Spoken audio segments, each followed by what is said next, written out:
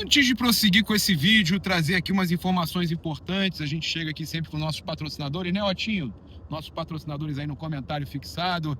E, cara, olha só, informação importante pra gente trazer aqui. A gente vai trazer um debate com a Raíza sobre questão de contratação. O Flamengo vai tentar contratar agora, nessa janela, tá? Esse vídeo que eu tinha feito mais cedo não notificou, então a gente tá trazendo aqui agora esse corte quase que inteiro com as notícias novas do Mengão. Olha só.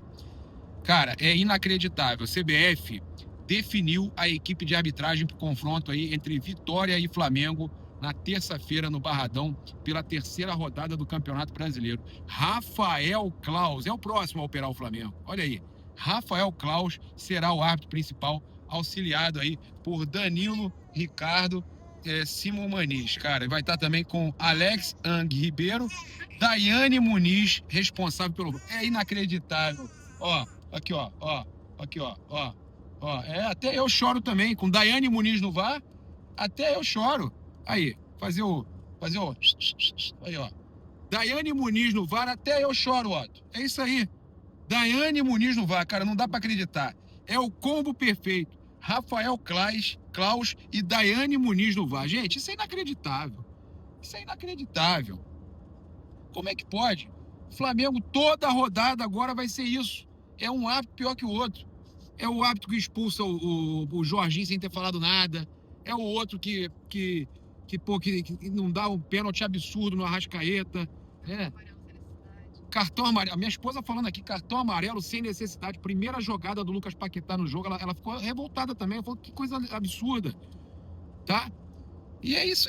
Cara, eu tô impressionado. Será que não tem uma arbitragem nova para você, sei lá, instruir, colocar uns árbitros novos aí? Daqui a pouco vão colocar aquele Ramon Abate Abel para apitar jogo do Flamengo de novo. Já voltou a apitar. Daqui a pouco tá apitando o jogo do Flamengo.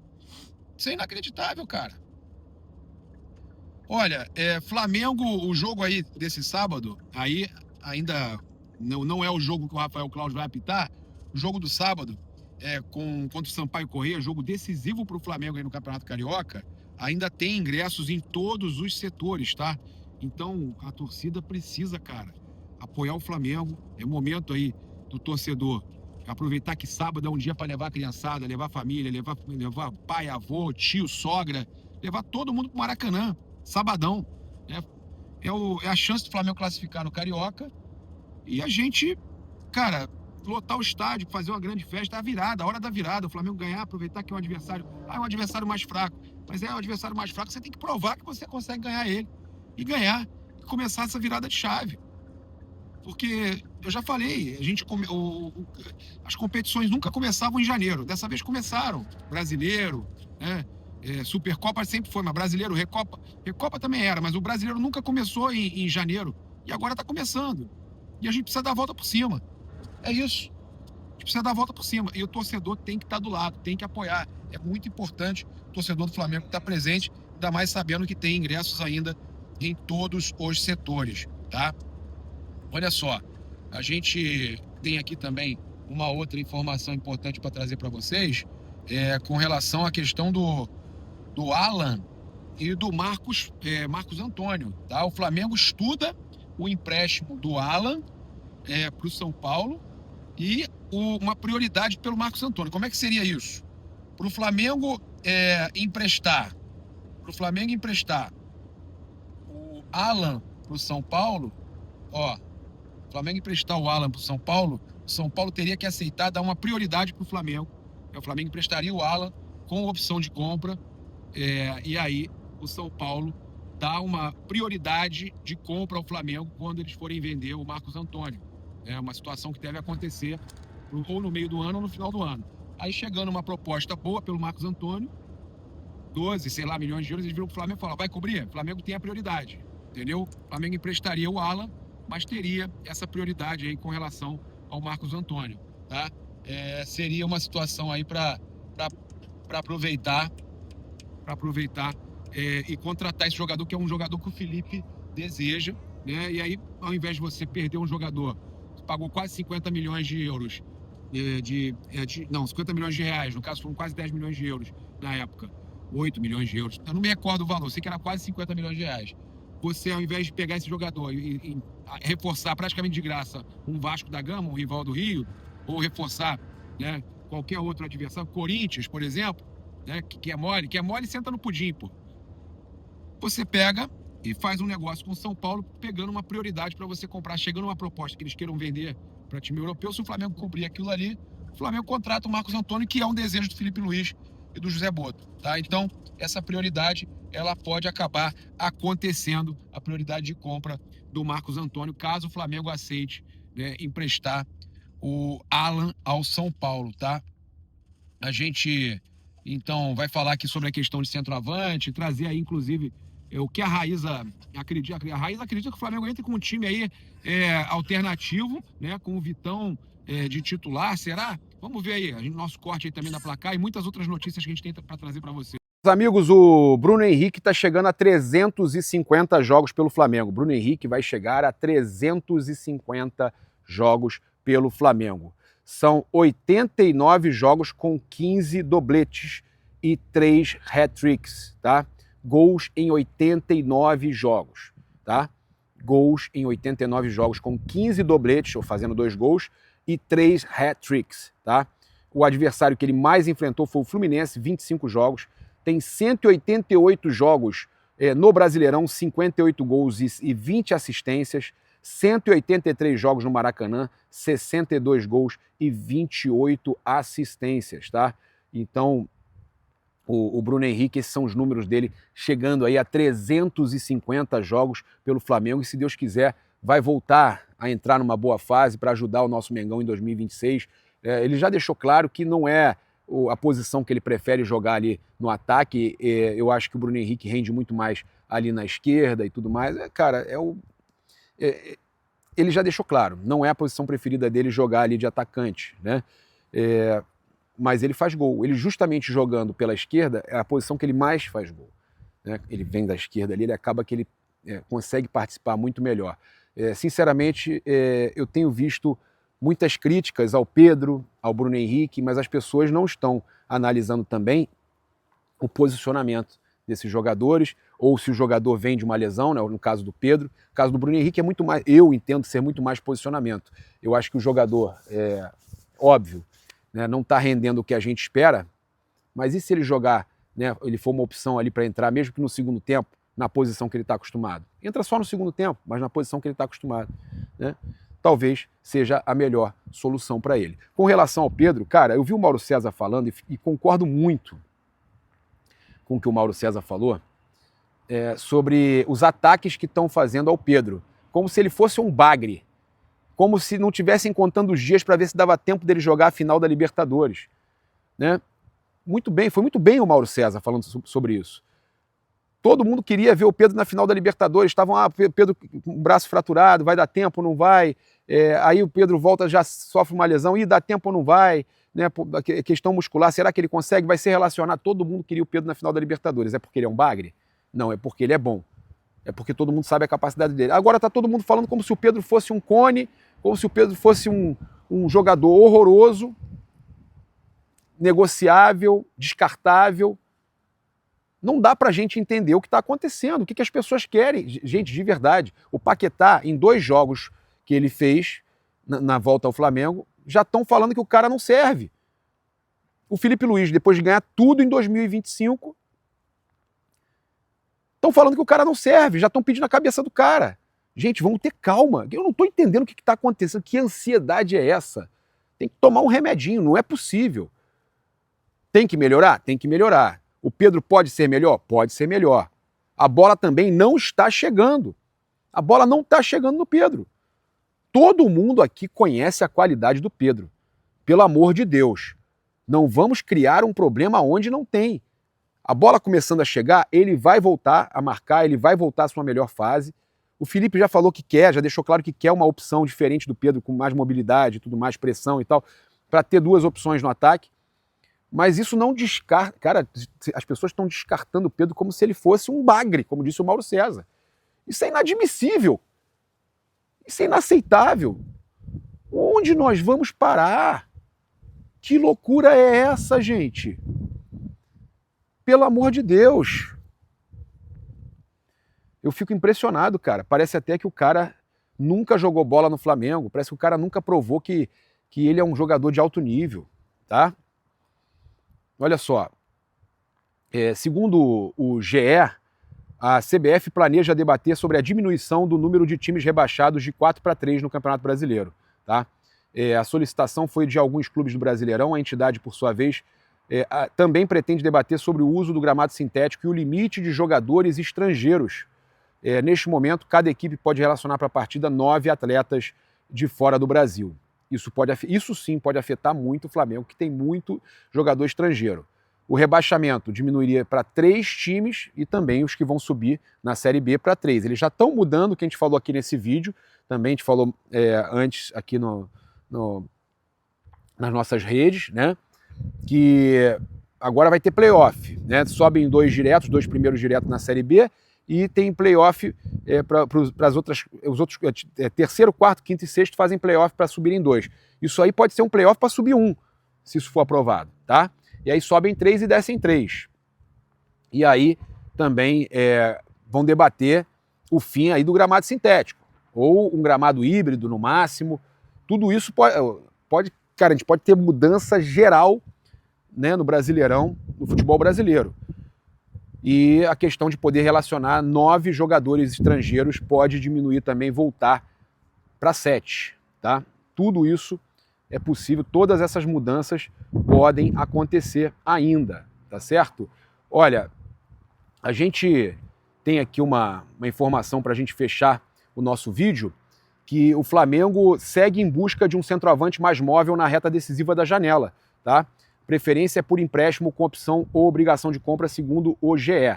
Tá? Nas últimas semanas, o Flamengo intensificou o monitoramento do mercado em busca de um centroavante. A gente falou até que o Flamengo tem feito propostas e tudo mais. Procurou o Evanilson, lá do Bournemouth, né? Ofereceu 30 milhões de euros, os caras não querem mais. Então a comissão técnica do Felipe Luiz procura um atacante mais móvel, capaz de atacar a profundidade, explorar espaços em velocidade, fazer movimentos de facão e pressionar a saída de bola adversária. Tá?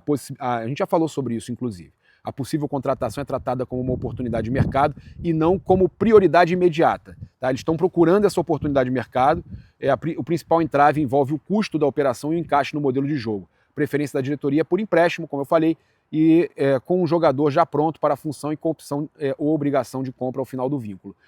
O Flamengo, então, buscando essa oportunidade, e vale a gente falar que jogador que tem gol, jogador que faz muito gol, está muito caro no mercado. Time misto, não sei quem vai jogar, então ninguém sabe ao certo quem é que vai para campo, mas o que se sabe é que ele vai priorizar os que estão bem fisicamente, né? Mostrando que realmente ele chegou à conclusão que o problema é muito mais físico do que qualquer outra coisa. Embora eu acredite que também tem a necessidade de um entrosamento, né, do time estar bem taticamente. O Flamengo não cria, a bola não chega. Tive conversando com algumas pessoas que me falaram que realmente isso está afetando os jogadores estão incomodados, não estão conseguindo, inclusive, curtir um pouco da sua vida pessoal, porque estão incomodados com a fase. Isso é importante, tá? Se por um lado o torcedor pode, a gente mesmo comenta, pode achar que os caras parecem que estão sem vontade, o time não é o mesmo em 2025, mas isso está incomodando eles. A Raíza deve ter a mesma informação, os jogadores estão bem incomodados com a situação, essa sequência de derrotas e, na verdade, 4 jogos sem ganhar, e eles querem botar um fim nisso, de qualquer forma. Então, o Flamengo espera que essa virada venha o mais rápido possível, que os jogadores aí possam reverter isso daí. E ontem eu estava acompanhando a live da Raíza e ela falando da questão do Samuel Lino, também a gente falou aqui na Placar sobre ele de repente atuar numa outra posição, o próprio Emerson Royal entrar no decorrer do jogo e começar o jogo quem realmente está bem, evitar certas situações, embora tenha gasto muito dinheiro no Royal e no Samuel Lino, eu acho que você pode evitar certas situações para fazer com que aquilo ali funcione, né? A outra questão importante da gente falar é que o Flamengo segue monitorando uma oportunidade de mercado para contratar ainda um atacante nessa janela. Embora o Flamengo tenha definido que não vai gastar em contratação valor alto nesse momento. Tanto que o que essa fonte ligada à diretoria me passou é que aquela proposta que surgiu aí, que muita gente inclusive acha que pode ser cortina de fumaça por causa do mau momento, sei se a Raíza pensa igual, mas, por exemplo, essa questão do Evanilson, muito mais para chamar os holofotes para cima dessa notícia e esquecer um pouco o restante, porque muita gente considera, tá, que é difícil, né, Raíza, tirar o jogador de lá, até porque eles gastaram 37 no total milhões de euros, se não me engano, 30 mais 7. Não sei se você tem alguma outra informação, eu acho que é isso. Então, como eles gastaram muito na contratação do Evanilson, não seria fácil tirar ele de lá. Então, o que essa fonte me falou é o seguinte: realmente estávamos interessados nele, fizemos uma proposta, mas essa proposta já não era para agora, era uma coisa já visando o meio do ano, até porque eles só vão liberar ele no final da temporada europeia, se isso acontecer, porque eles contrataram o Ryan e tudo mais. Então, o que essa pessoa me falou é que o Flamengo está buscando essa oportunidade para contratar agora um atacante, mas que para gastar dinheiro de verdade somente no meio do ano. Sinceramente, essa mesma pessoa, quando eu falei, eu fiz essa pergunta, Raíza, você realmente acredita que ia tirar por 30 milhões de euros o Evanilson do Bournemouth? E essa pessoa falou assim, não, mas não custa a gente sondar, a gente fazer uma proposta até para entender o quanto eles querem. E eu falei assim, quanto você acha que eles iam querer? 50, 60, porque a resposta que eu tive, 50, 60 milhões de euros, até porque eles não têm o costume de fazer um negócio para ganhar pouco ou para ter prejuízo, tá? Então eu acho que é difícil, tá? É difícil, eu não sei se tem um jogador disponível no mercado para vir agora, até mesmo o Marcos Leonardo já falaram que deve continuar até o final da temporada lá, e seria meio do ano aqui. O Flamengo segue buscando esse nome, não sei se vai encontrar, mas é um negócio muito difícil. A Raíza falou muito bem ontem, tanto na live dela quanto na placar. Jogador que tem gol, tá caro, né, Raíza? Jogador que tem gol custa caro, mas o Flamengo não está buscando propriamente dito um jogador que tenha gol. O Flamengo está buscando um atacante que tenha características muito muito restritas, né? O Flamengo quer. Nem se fala, quando você pergunta qual é a característica do atacante que você quer, a primeira característica que se fala não é nem gol. É ataque à profundidade, capacidade de fazer pressão grande na saída de bola do adversário e mobilidade. A grande questão é a seguinte: um elenco ele não vai ser totalmente montado de jogadores que custam 15 milhões de euros, 20 milhões de euros, 30 milhões de euros. Um elenco inteiro de um time, ainda mais uma equipe brasileira, que seja o Flamengo, que seja o Palmeiras, ele não vai ser montado só com jogadores milionários. Ele vai ser montado com jogadores da base. Cadê a base do Flamengo? Não tem um atacante na base do Flamengo que possa ser utilizado? Se não tem, tem algum problema na base do Flamengo. O que está acontecendo com a base do Flamengo? Se não consegue oferecer Muniz, nem opções... O último bom de verdade foi o Muniz, não é? Foi o Muniz. Não, o Alacian eu acho bom também. O Alacian eu acho bom. Está sendo negociado com o Red Bull Bragantino. Mas a questão ali do Alacian vai para outras situações, né? Todo mundo entende que o melhor para o Alacian é uma saída do Rio de Janeiro nesse momento. Mas isso também é um trabalho do clube. O trabalho do clube também é na formação do atleta e do cidadão. Enfim. Então, o elenco não é só montado por esses jogadores de 15, 20, 30 milhões de euros. E aí, muito se fala de scout. O discurso mudou no Flamengo, né? O discurso agora é que no patamar financeiro que o Flamengo está, o scout é irrelevante nesse momento. Discordo 100%. Eu acho que o Flamengo, justamente por estar num patamar financeiro como está, pode, mais do que outras equipes, apostar e até errar em algumas apostas. Tá? Trouxe lá o Juninho, não foi uma boa aposta, é verdade, mas também não teve muitas oportunidades, não teve uma sequência, não deu para ver realmente. Os jogos que ele entrou, ele até ajudou o Flamengo. Todas as vezes que ele entrou em campo, ele chegou a ajudar o Flamengo. Mas assim, o Flamengo precisa de um atacante e na minha opinião, não é só um atacante com essas características. O Flamengo precisa de um atacante também para brigar por posição com o Pedro. Porque quem briga por posição com o Pedro é o Bruno Henrique. E o Bruno Henrique já falou, inclusive, que não quer jogar de 9. Ele não gosta de jogar de 9, não se sente confortável de jogar de 9. Já falou isso publicamente. E tá lá o Bruno Henrique, de novo, jogando de 9. O Gabigol saiu do Flamengo no final de 2024. Passou 2025. Estamos na terceira janela, desde que o Gabriel saiu. e o Flamengo não conseguiu trazer pelo menos um atacante que brigue ou incomode, né, o Pedro ali por posição. Ah, quer um jogador específico. Entendo que quer um jogador específico. Mas não pode ficar só refém de querer esse jogador especificamente pronto, sendo que você precisa ter opções ali no ataque, porque seus atacantes, seus camisas 9, além do Pedro, são Bruno Henrique e Gonzalo Plato. Não, eu tava falando aqui com a Raíza sobre isso. Mas vai jogadores com que estão bem fisicamente, não quer dizer que vai titular. Sim. Pra mim vai um time até melhor, tá? Vai um time até mais Qual deve ser o time, Raíza? Cara, eu acho que provavelmente o Flamengo vai com o Rossi, deve com o Varela. Na zaga pode ganhar uma chance o Vitão. Acho que é boa a chance do Vitão entrar em campo.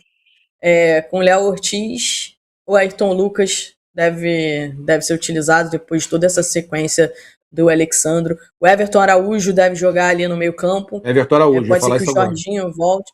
Pode ser que o Jorginho volte, né, até para pegar ritmo, tá precisando pegar ritmo. Jogou muito pouco. E aí você deve ter ali na frente um time com... Acho que o Arrascaeta não deve começar, mas deve começar o Carrascal. E aí ali acho que o Paquetá vai jogar também, porque precisa pegar ritmo, precisa entrosar com... Pode ser que ele venha com o Paquetá no lugar do Jorginho ali, tá, ô Raíza? Pode ser. Não é o que ele tem dito que prefere, né? Ele poderia ter feito isso contra o Internacional, pode ser também, por exemplo, pode ser que ele venha, mas pode ser que ele venha com Everton Araújo, Paquetá e Carrascal, por exemplo. Pode ser. Mas eu acho que é isso. Vai um time que no ataque deve ser o Pedro. Eu acho que ele vai com um time que vai ser muito competitivo diante do Sampaio Corrêa. Não vai ter muito pra onde fugir, não. É um time forte, um time que tem totais condições de golear o Sampaio Corrêa. Bota de volta a classificação. Olha, gente, é bem fácil até de entender ali a classificação do grupo B, onde está o Flamengo. O Flamengo tem que ganhar para ir a 7. Olha ali, ó. O Flamengo ganhando vai a 7. E aí o Madureira, que está ali em segundo lugar, não pode pontuar. Madureira contra o Volta Redonda, fora. O Boa Vista, que enfrenta o Bangu em Moça Bonita, não pode pontuar. Ou seja, Madureira e Boa Vista, para o Flamengo, precisam perder o jogo.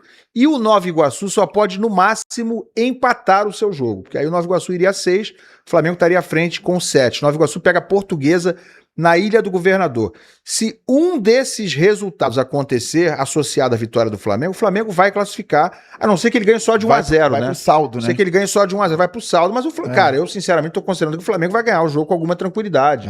3-0 e tal. Claro que ele tem que fazer isso aí, né? Esse é o dever de casa dele. E contar com um desses resultados ali que eu citei, um dos 3 dando certo, associado a uma vitória dele por 3-0, por exemplo, ou 2-0 em alguns casos, ele vai classificar. Agora, tem aquele detalhe que é o seguinte: se der uma zebra colossal no Maracanã e o Sampaio Corrêa ganhar do Flamengo, ele não só joga o Flamengo pro quadrangular da morte, como pode jogar o Vasco, porque aí o Vasco vai precisar ganhar do Botafogo, nem empate serve. Já era. Se der uma zebra monstruosa, histórica do Sampaio... O empate pode servir se o Bangu perder. Porque aí o Bangu é que vai lá o Bangu tem 3 vitórias, né? Tem que ver o que é... Primeira vitória. Esquece, não, o Vasco tem que ganhar o jogo. Alô? Não, o Flamengo não vai passar. Não, mas eu tô falando aqui as hipóteses. Tem uma hipótese de Vasco e Flamengo irem pro quadrangular da morte. Sim. É vitória do Sampaio Corrêa sobre o Flamengo e o Vasco não ganhar do Botafogo em São Januário. E ali no topo da tabela, ali no grupo A... E o empate, se empatar, o Flamengo pode ir pro quadrangular sem o Vasco. E no grupo A ali, o Fluminense joga por uma vitória simples no fim da rodada, domingo à noite, no Maracanã. Vitória simples para ser o campeão da Taça Guanabara. O Volta Redonda ainda pode ser esse campeão se ele ganhar o jogo dele. Ou seja, contra o Madureira. Contra o Madureira. Se estiver empatando o jogo, e o Fluminense e não Sampaio ganhar. Corrêa, no finalzinho entrega, né? Como é que é? Fala, vem empatando o jogo, Flamengo e Sampaio Corrêa no último minuto, entrega aí, ó. Vai no seu coração, Papa. Vai no seu coração, Papa. Perfeito, Papa. Faz a boa pra gente, Papa. Eles não quiseram combinar, a gente combina aqui. Se tiver indo pro vinagre, Papa, avisa a rapaziada lá, rapaz. Convido você a seguir, curtir e compartilhar em todas as plataformas. Você que está no YouTube, convido a se inscrever aqui embaixo, acionar a notificação no sininho, deixar aquele like maroto no vídeo. Saudações rubro-negras. Isso aqui é Flamengo. Valeu!